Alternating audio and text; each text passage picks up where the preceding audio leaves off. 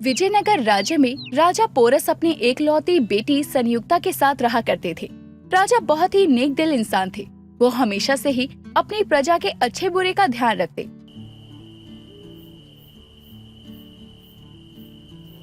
एक रोज की बात है, राजा पोरस जब राजकुमारी के कमरे में जाते हैं तो वो देखते हैं कि उनकी नन्ही सी राजकुमारी ड्राइंग कर रही है।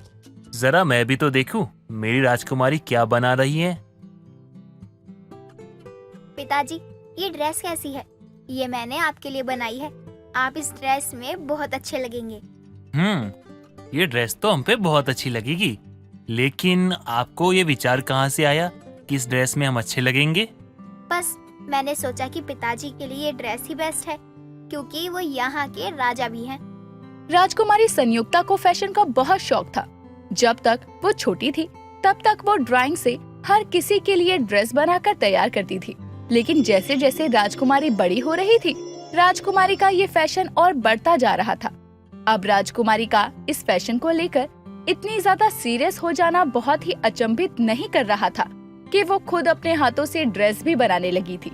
कभी वो अपने पिताजी के लिए ड्रेस बनाती तो कभी मंत्री और सैनिकों के लिए ड्रेस बनाती।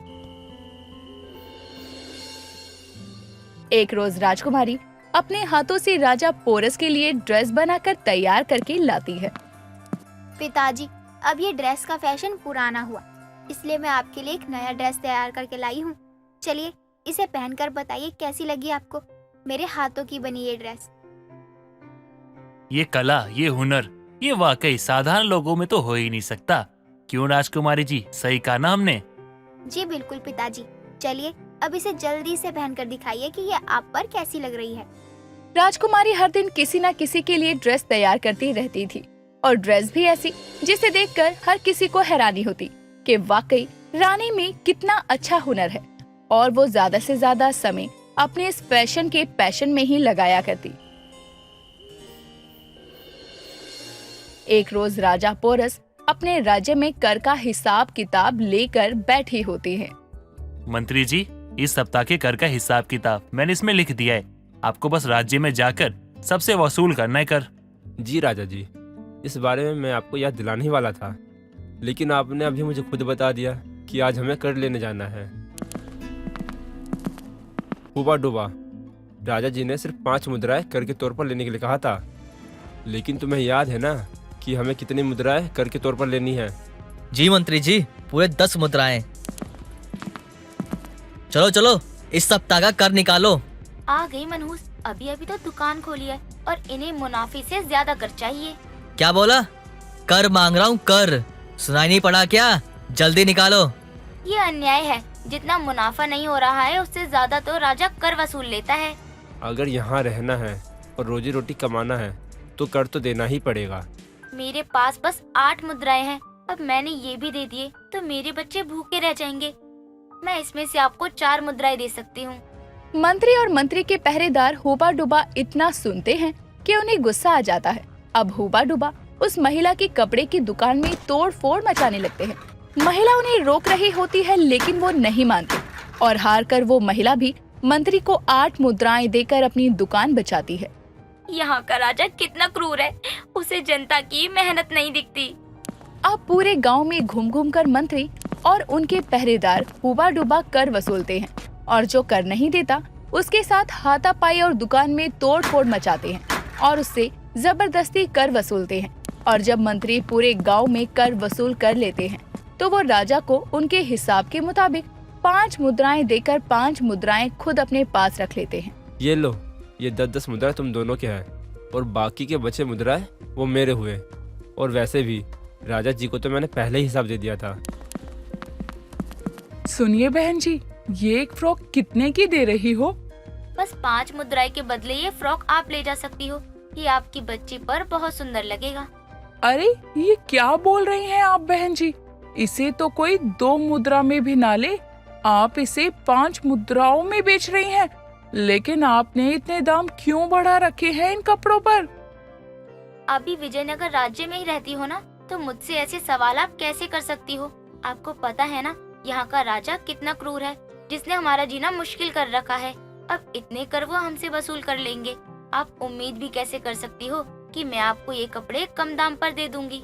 जी रहने दीजिए, अभी ये ऐसे ही ठीक है। जब पैसे होंगे तो मैं इसके लिए कपड़े ले लूंगी। विजयनगर राज्य की प्रजा अपने राजा द्वारा लिए जा रहे कर की वजह से दुखी थी, जिस वजह से लोगों की हालत बद से बदतर होती जा रही थी। कर की वजह से राज्य की चीजें इतनी महंगी हो चुकी थी कि लोग उसे खरीद नहीं पा रहे थे। लोग फटे पुराने कपड़ों में ही गुजर बसर कर रहे थे, लेकिन इन सब के बारे में राजा को बिल्कुल भी जानकारी नहीं थी, क्योंकि ये सब किया धरा तो मंत्री का था। राजा अगर मंत्री से 5 मुद्राएं कर के तौर पर वसूल करने को कहता, तो मंत्री अपने पहरेदार हुबा डूबा के साथ राज्य के लोगों से दुगना कर वसूलते, जिससे राजा पोरस बिल्कुल अनजान था। ऐसे ही समय बीत रहा था। एक रोज राजा जी अपने महल में साज सजावट की तैयारी में लगे थे। हमारी राजकुमारी के जन्मदिन पर किसी भी चीज की कमी नहीं होनी चाहिए। मुझे अपने जन्मदिन पर कुछ अलग करना चाहिए, कुछ खास। लेकिन मुझे इसके लिए महल से बाहर तो जाना ही पड़ेगा, पर कैसे? ये विजयनगर राज्य के लोगों को क्या हो गया है? कैसे बेहाल, बेचैन और परेशान लग रहे हैं। इनकी हालात को देखकर ऐसा लग रहा है जैसे इन पर कितने जुल्म हो रहे हो। जी, मुझे इन कपड़ों के दाम जानने हैं। किसी भी कपड़े की कीमत 5 मुद्राएं। ये बहुत ज्यादा नहीं है? और अगर मैं आपके सारे कपड़े खरीद लूं, तो भी आप इतना ज्यादा दाम लगाएंगी? अरे तुम यहाँ नई आई हो क्या? तुम्हें मालूम नहीं है कि यहाँ का राजा कितना क्रूर और दुष्ट है? वो जब हमसे ज्यादा कर वसूल करेगा ना, तो हम भी कर देने के लिए मुद्राएं कहाँ से लाएंगे? राजा जी क्रूर हैं? अच्छा, तो क्या आप मुझे इन सब गहनों के बदले कपड़े दे सकती हैं? मेरे पास आपको देने के लिए मुद्राएं नहीं है। ये गहने तो कीमती लग रहे हैं, लेकिन ये इसके पास कहाँ से आए? कहीं से भी आए हो, मुझे तो ये लेने से मतलब है, और ये गहने कीमती भी लग रहे हैं। जी, क्या आप मुझे इन गहनों के बदले ये सारे कपड़े दे सकती हैं? वो महिला भी हामी भर देती है और राजकुमारी को गहनों के बदले सारे कपड़े दे देती है। अब राजकुमारी भी उसे महल अपने सैनिकों से पहुंचवाती है, लेकिन जब राजकुमारी महल लौटती है तो उन्हें सैनिक अंदर नहीं जाने देते। जी आप कौन है? हम आपको अंदर नहीं आने दे सकते। गुस्ताखी के लिए माफ कीजिएगा राजकुमारी जी, मैंने आपको पहचानने में गलती कर दी। राजकुमारी, कहाँ गई थी आप? और आप ठीक तो हो ना? ये क्या हाल बना रखा है आपने? पिताजी, अभी के अभी मेरे जन्मदिन की तैयारियां रुकवा दीजिए। लेकिन हुआ क्या राजकुमारी? आप ठीक तो है? पिताजी, मैं अपने जन्मदिन को अपने तरीके से मनाना चाहती हूँ। राजा जी को कुछ भी समझ नहीं आता कि आखिर राजकुमारी को हुआ क्या है और वो ऐसी बात क्यों कर रही है।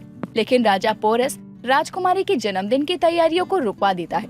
इधर राजकुमारी जो कपड़े लेकर आती है, उन पर अपने हाथों से कारीगरी करने लगती है और 2 से 3 दिन तक उन कपड़ों पर ही काम करती है। और जब सभी कपड़े राजकुमारी तैयार कर लेती है, तो उन्हें हुबा को कहकर गांव में बंटवा देती है, वो भी अपने जन्मदिन के उपलक्ष्य में।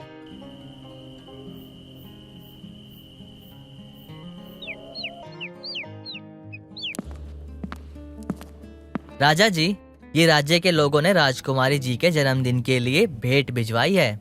अरे क्या बात है! आज से पहले तो राजकुमारी के लिए इतने तोहफे तो आए नहीं। उन्हें बताते हैं जाके, वो बहुत खुश होंगी। अब राजकुमारी को जब पता चलता है कि उनके लिए चिट्ठियां आई हैं, तो वो उन सबको पढ़ने बैठ जाती है। हमारी प्यारी राजकुमारी जी, हमें आपका बनाया हुआ ड्रेस बहुत पसंद आया। आप सच में एक दयालु और नेक दिल इंसान हैं। राजकुमारी जी, मुझे तो एक पल को लगा था कि आप भी अपने पिताजी राजा पोरस के विचारों से घिरी हैं। जिस तरह से वो विजयनगर के राज्य के लोगों से कर वसूल करवाते हैं, वो सरासर गलत है। लेकिन आपकी दरिया दिली हमें पसंद आई राजकुमारी जी। ये क्या था? मैं भला ऐसा क्यों करूँगा? मैं तो अपनी प्रजा से बहुत प्यार करता हूँ और कर भी बहुत कम लेता हूँ।